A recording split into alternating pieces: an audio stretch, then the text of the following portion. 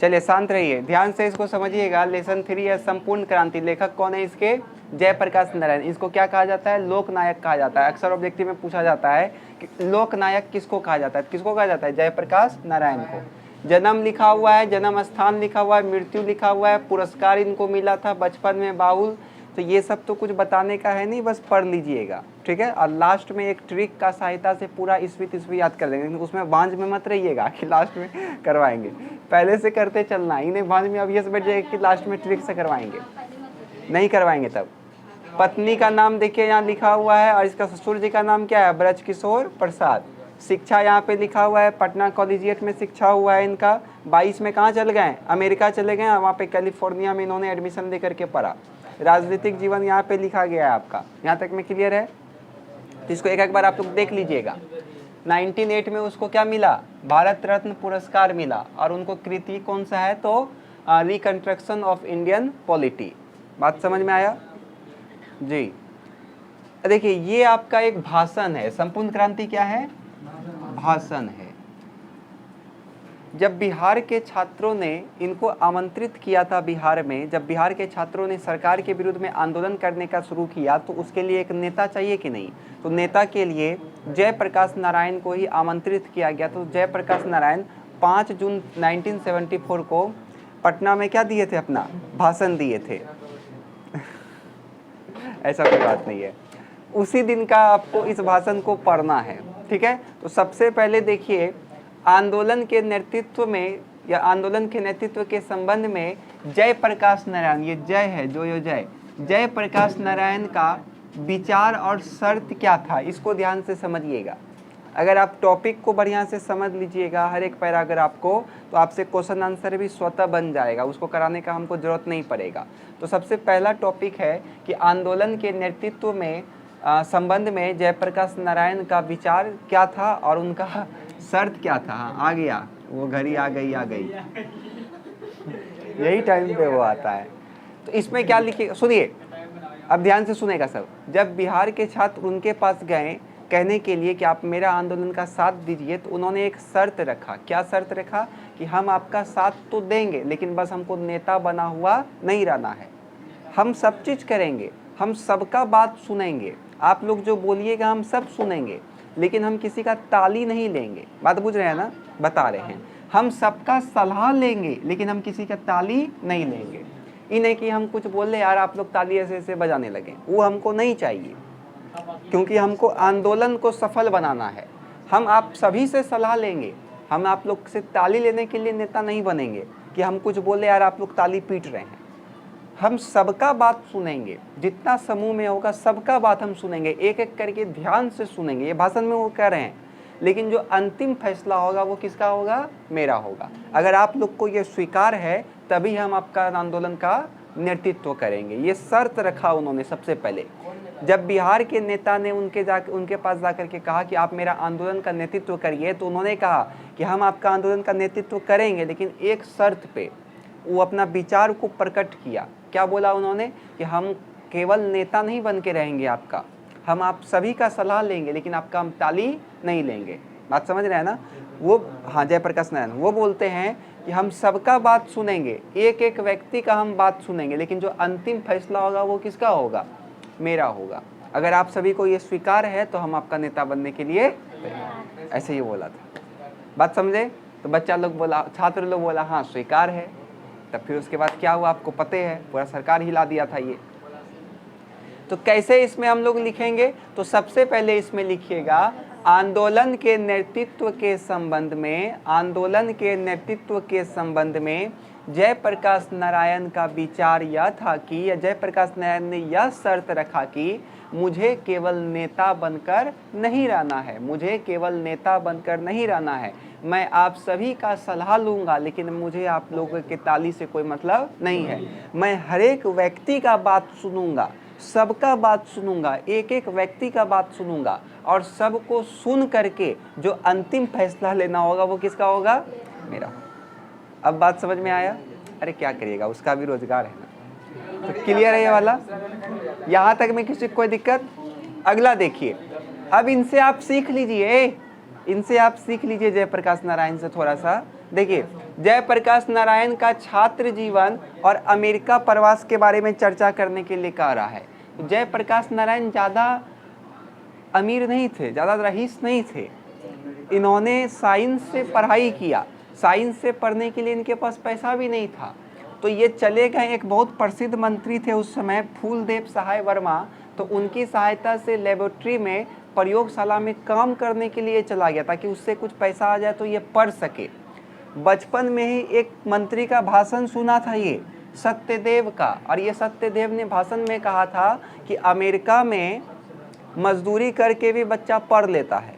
तो यही बात उनके दिल में बैठ गया और वो यहाँ भारत को छोड़ करके चला गया अमेरिका, और अमेरिका चला गया बचपन में वो इंटर करके यहाँ से। वहाँ जाने के बाद अब देखिए, उतना बड़ा आप शहर जा रहे हैं, देश जा रहे हैं, तो पैसा चाहिए वहाँ पे रहने के लिए। तो पैसा ये कैसे जुगाड़ किया? तो आपका बागान में काम किया, किसी का बागान में वहाँ काम कर लिया, कुछ पैसा आ गया। कल कारखाना में काम किया, लोहा का कारखाना में काम किया। खाना का व्यवस्था करने के लिए रेस्टोरेंट में काम किया, ताकि सुबह में काम कर लेता था, शाम को जो बचा खुचा रहता था खा लेता था। आप इसका स्ट्रगल देख सकते हैं बच्चा का, जयप्रकाश नारायण जी का। रेस्टोरेंट में काम करने का एक फ़ायदा यही होता है कि जो भी वो काम करता है वहाँ पे, तो उस दिन में शाम को काम किया, फिर रात में जो खाना बच जाता है वो फेंकेगा नहीं है ना, तो वो लोग आपस में मिल करके खा लेता है। तो खाने का समस्या भी इसका ख़त्म हो गया। बात समझ में आ रहा है ना? तो यहाँ तक में किसी को कोई दिक्कत है? तो ये है उनका स्ट्रगल बचपन का। क्या लिखिएगा इसमें? तो सबसे पहले इसमें लिखिएगा, जयप्रकाश नारायण जी साइंस के विद्यार्थी थे और अपना आर्थिक तंगी को दूर करने के लिए फूलदेव सहाय के लेबोरेटरी में उन्होंने, प्रयोगशाला में उन्होंने कार्य किया। इसके साथ साथ बचपन में उन्होंने जय सत्यदेव के भाषण में सुना था कि अमेरिका में कोई भी बालक मजदूरी करके भी पढ़ लेता है, इसलिए वो आगे का पढ़ाई करने के लिए कहाँ चला गया? अमेरिका चला गया। और अमेरिका में वो लोहे के कारखाने में काम किया, बागान में काम किया, मजदूरी करके वो पढ़ा। इसके साथ साथ वो रेस्टोरेंट, होटल में भी काम कर लेता था, जिससे उसको रात का खाना नसीब हो जाए। तो इस प्रकार से वो पूरा का पूरा स्ट्रगल करके पढ़ाई किया है। बात समझ में आया? और अमेरिका में ही वो शिक्षित होकर के असिस्टेंट प्रोफेसर बन गया। सोचिए, उतना बड़ा देश में जाकर के वो असिस्टेंट प्रोफेसर बन गया। आपके कॉलेज में दो तरह का प्रोफेसर होगा, एक प्रोफेसर होगा, एक आपका असिस्टेंट प्रोफेसर होगा। तो प्रोफेसर बनने से पहले आपको असिस्टेंट प्रोफेसर बनना पड़ता है, तब प्रमोशन होकर के प्रोफेसर बनता। तो यहाँ तक में किसी को कोई दिक्कत है? क्लियर है? चलिए इसको लिखिए, इसको लिख करके डैश दीजिए और इसमें लिखिए, आंदोलन के नेतृत्व में, आंदोलन के नेतृत्व के संबंध में, आंदोलन के नेतृत्व के संबंध में, आंदोलन के नेतृत्व के संबंध में जयप्रकाश नारायण जी अपना विचार और शर्त रखते हैं कि, आंदोलन के नेतृत्व के संबंध में जयप्रकाश नारायण जी, हाँ यहाँ से यहाँ तक लिखिए ना, आंदोलन के नेतृत्व के संबंध में जयप्रकाश नारायण जी अपना विचार और शर्त रखते हैं, जयप्रकाश नारायण जी अपना विचार और शर्त रखते हैं कि, विचार और शर्त रखते हैं कि मैं आप सभी का नेता, शर्त रखते हैं कि मैं आप सभी का नेता बनने को तैयार हूँ, मैं आप सभी का नेता बनने को तैयार हूँ, मैं आप सभी का नेता बनने को तैयार हूँ, किंतु मैं आप सभी का नेता बनने को तैयार हूँ, किंतु मेरा एक शर्त है कि, मेरा एक शर्त है कि, हाँ शर्त है कि, मेरा एक शर्त है कि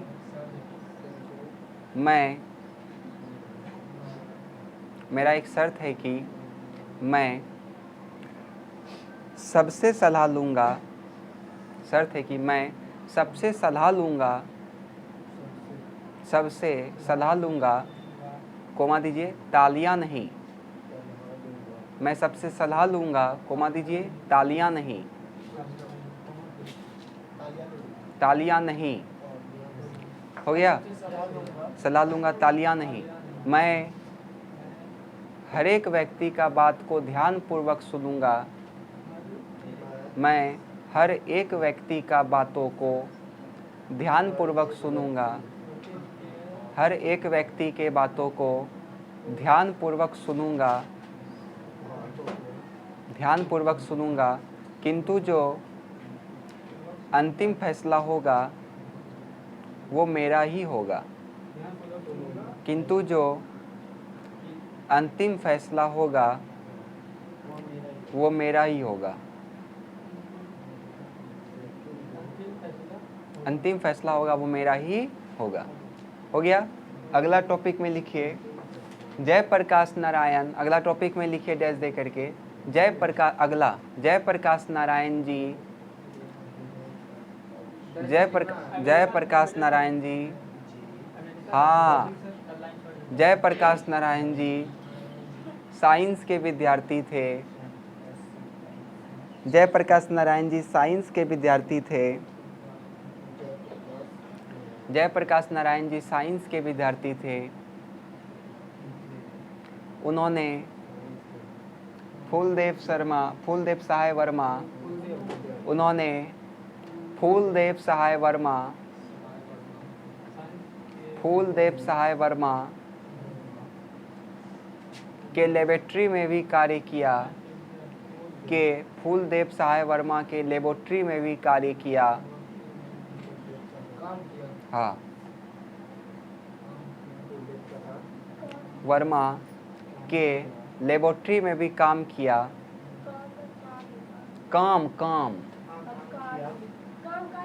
काम या कार्य एक के होता है। काम किया। जब उन्होंने सत्यदेव के भाषण में सुना कि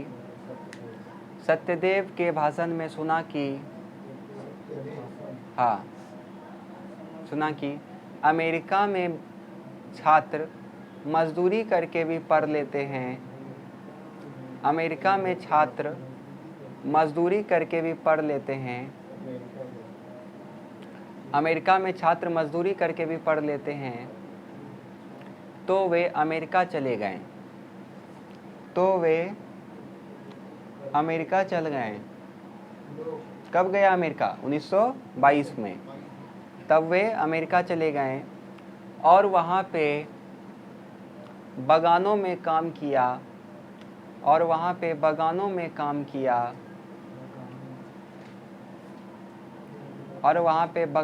कार्य किया। अरे कार्य लिखिए, काम लिखिए, आप अपना इच्छा जो लिखना लिखिए। बागानों में कार्य किया।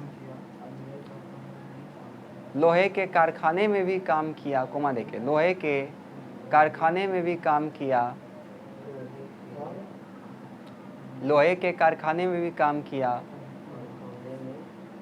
कार्य किया। रेस्टोरेंट होटल में भी काम किया। हाँ, रेस्टोरेंट होटल में भी काम किया। और जब वहाँ बीए पास कर लिए,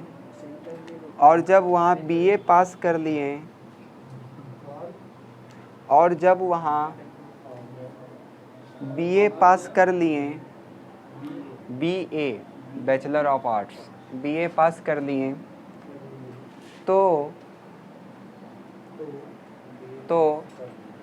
उन्हें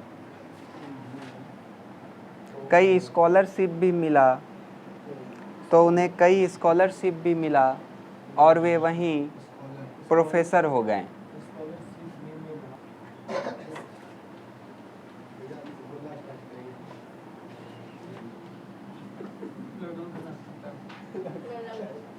अभी लागू है, खत्म नहीं हुआ है लॉकडाउन, लागू है। चलिए, जयप्रकाश नारायण कम्युनिस्ट पार्टी में शामिल क्यों नहीं हुए? एक इसी में इन्होंने चर्चा बताया कि कम्युनिस्ट पार्टी में हम शामिल इसलिए नहीं हुए क्योंकि वह देश जो भारत के स्वतंत्रता में साथ नहीं दिया, उस पार्टी में हमको शामिल होने का कोई अधिकार नहीं है, इसलिए वो भारतीय राष्ट्रीय कांग्रेस में शामिल हुए थे। बात समझ में आया? क्या बोलना है आपको इसमें? जयप्रकाश नारायण कम्युनिस्ट पार्टी के बारे में कहते हैं कि जयप्रकाश नारायण कम्युनिस्ट पार्टी के बारे में कहते हैं कि कम्युनिस्ट पार्टी ने देश के स्वाधीनता संग्राम में कम्युनिस्ट पार्टी ने देश के स्वाधीनता संग्राम में हिस्सा नहीं लिया था, इसलिए वे कम्युनिस्ट पार्टी में शामिल नहीं हुए। बापू और नेहरू की किस विशेषता का उल्लेख जेपी करते हैं, यानी कि जयप्रकाश नारायण करते हैं? तो एक एक करके हम लोगों को बोलना है बापू और जवाहरलाल नेहरू के बारे में। तो बापू के बारे में वो कहते हैं कि बापू यानी कि महात्मा गांधी बहुत अच्छे इंसान हैं, हम उनका कितना भी आलोचना करते हैं तो वो बुरा नहीं मानते हैं, बल्कि मुझे प्रेम से बुला करके समझाते हैं जो भी मेरा कन्फ्यूजन होता है। बात समझ में है? यही विचार सबके सामने होना चाहिए। यदि कोई आपका आलोचना करता है तो आप उसको बुला करके उससे पूछिए कि आलोचना का आखिर कारण क्या है। बात समझ में आ रहा है? क्योंकि कोई भी व्यक्ति आपसे दुश्मनी नहीं करता है, बल्कि आपके विचार से दुश्मनी करता है। आपसे अगर किसी का दुश्मनी है तो वो आपसे दुश्मनी कर रहा है क्या? नहीं, बल्कि आपका विचार से उसका दुश्मनी है। आपका कटुता जो है वो विचार से है, ना कि आपके खुद से है। तो क्या लिखना है आपको इसमें? तो बापू और नेहरू की विशेषताओं का उल्लेख करते हुए जेपी यानी कि जयप्रकाश नारायण कहते हैं कि बापू जो हैं वो बड़े अच्छे व्यक्तित्व के व्यक्ति हैं, जिनका मैं कभी भी आलोचना करता हूं तो वो बुरा नहीं मानते हैं, बल्कि वो मुझे बुला करके प्रेम से समझाते हैं। बात समझ में आया? अब यहाँ पे भी दो ठो प्रेम हो गया। एक प्रेम से समझाना मतलब समझ जाइए, बुला करके ख़त्म। एक प्रेम से समझाना मतलब जैसे मम्मी आपको बोलता होगा आ जाओ बेटा नहीं मारेंगे, आ जाओ नहीं मारेंगे, और जब पहुँच गए तो उसके बाद बढ़िया से प्रेम दिख जाता होगा। और एक प्रेम मतलब होता है कि रियल में हाँ क्या कोई दिक्कत नहीं है, प्रेम से आपको समझाया। बात समझ में? जवाहरलाल नेहरू के बारे में वो कहते हैं कि जवाहरलाल नेहरू कौन है? मेरे बड़े भाई के समान है। जवाहरलाल नेहरू को मैं क्या मानता हूँ? बड़े भाई का ओहदा देता हूँ। वो मेरे क्या हैं? भाई हैं। और मैं जब उनका भी कोई बुराई करता हूँ तो वो भी बुरा नहीं मानते, वो भी हमको अपने पास बुला करके समझाते हैं। भ्रष्टाचार की जड़ के बारे में वो बताते हैं कि भ्रष्टाचार का जड़ क्या है। तो इसमें लिखिएगा भ्रष्टाचार का जड़ सरकार की गलत नीति है। बात समझ में आया? अच्छा, सरकार में बैठा हुआ लोग गलत नहीं हो सकता है, बल्कि उसका नीति गलत हो सकता है। बात समझ में आ रहा है? अगर सरकार में बैठा हुआ लोग गलत रहता तो उसका एक भी नीति आपको पसंद नहीं आता। कुछ नीति पसंद आता है, कुछ नीति आपको पसंद नहीं आता है। बात समझ में आ रहा ना? तो वह उस कंडीशन में क्या हो रहा है कि आपको उसका विचार पसंद नहीं आ रहा है, उसको आपका नीति पसंद नहीं आ रहा है। तो इसमें क्या लिखेंगे हम लोग? भ्रष्टाचार की जड़ क्या है? तो इसमें लिखिएगा भ्रष्टाचार की जड़ सरकार की गलत नीतियाँ हैं, जिस नीति से गरीबी, बेरोजगारी, बेगारी जैसी समस्या फैलता है। बात समझ में आया? यहाँ तक में किसी को कोई दिक्कत है? तीनों टॉपिक में किसी को कोई दिक्कत? इसमें क्या लिखेगा? जयप्रकाश नारायण कम्युनिस्ट पार्टी में शामिल नहीं हुए क्योंकि उनका मानना था कि जो पार्टी देश के स्वाधीनता संग्राम में हिस्सा नहीं लिया है उसमें शामिल होकर के कोई लाभ नहीं है। बात समझ में आया? इसलिए वो किस में शामिल हो गया? पहले भारतीय राष्ट्रीय कांग्रेस में, उसके बाद वो सोशलिस्ट पार्टी में मिल करके अपना गठन किया, उसी में शामिल हो गया। बापू और नेहरू की विशेषता बताते हुए जयप्रकाश नारायण कहते हैं कि बापू बड़े अच्छे व्यक्तित्व के व्यक्ति हैं, मैं उनका जब भी आलोचना करता हूं तो बुरा नहीं मानते, बल्कि मुझे बुला करके प्रेम से समझाते हैं कि क्या बात है। जवाहरलाल नेहरू के बारे में वो कहते हैं कि जवाहरलाल नेहरू को मैं अपना बड़ा भाई मानता हूँ, उनके बारे में भी मैं कुछ बोलता हूँ तो वो भी बुरा नहीं मानते थे, बल्कि वो भी मुझे अपने पास बुला करके अच्छे से समझाते थे। भ्रष्टाचार की जड़ क्या है? तो भ्रष्टाचार की जड़ सरकार की गलत नीतियाँ हैं। बात समझ में आया? सरकार की गलत नीतियों के कारण ही देश में बेरोजगारी, गरीबी, बेगारी जैसी समस्याएं उत्पन्न होती है। समझ में आया? चलिए जरा जल्दी से लिख लीजिए।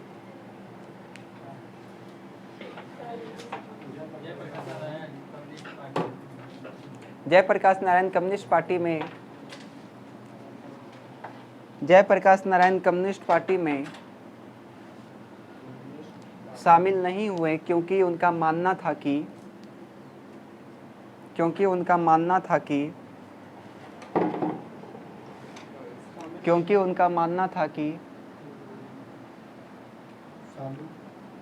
शामिल नहीं हुए क्योंकि इनका मानना था कि जयप्रकाश नारायण कम्युनिस्ट पार्टी में शामिल नहीं हुए क्योंकि इनका मानना था कि कम्युनिस्ट पार्टी ने देश के स्वाधीनता संग्राम में कम्युनिस्ट पार्टी ने देश के स्वाधीनता संग्राम में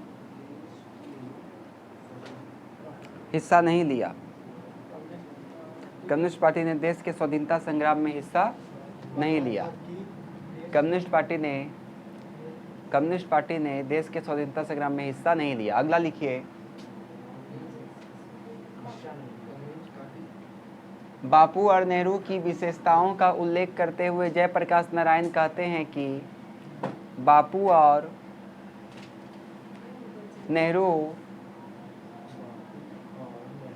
नेहरू की विशेषता का उल्लेख करते हुए जयप्रकाश नारायण कहते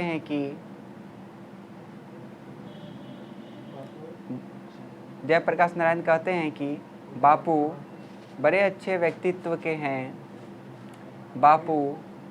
बापू लिखिए, बापू बड़े अच्छे व्यक्तित्व के हैं। मैं उनका आलोचना करता हूं तो वो बिल्कुल बुरा नहीं मानते हैं। बड़े अच्छे व्यक्तित्व के हैं। मैं उनका आलोचना करता हूं तो वो बुरा नहीं मानते हैं।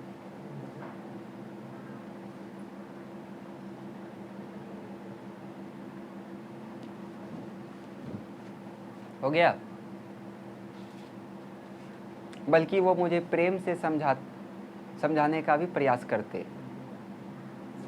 बचपन का ये बात बोलता है। इसके अतिरिक्त नेहरू जी प्रेम से समझाने का प्रयास करते। इसके अतिरिक्त नेहरू जी को मैं अपना बड़ा भाई मानता हूँ। इसके अतिरिक्त नेहरू जी को मैं अपना बड़ा भाई मानता था। इसके अतिरिक्त नेहरू जी को मैं अपना बड़ा भाई मानता था।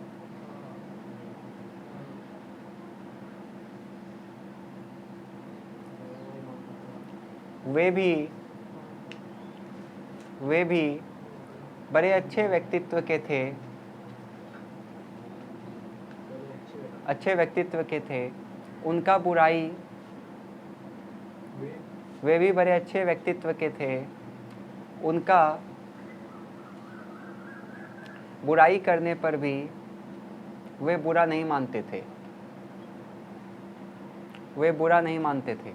अगला लिखिए, भ्रष्टाचार की जड़ क्या है? तो इसमें लिखिए डैश दे करके, भ्रष्टाचार की जड़ सरकार की गलत नीतियां हैं। भ्रष्टाचार की जड़ सरकार की गलत नीतियां हैं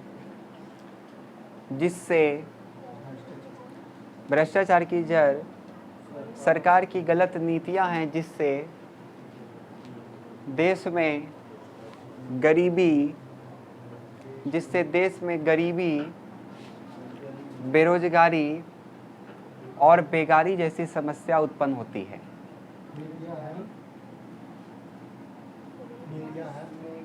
जिससे देश में गरीबी, बेरोजगारी और बेकारी जैसी समस्या उत्पन्न होती है।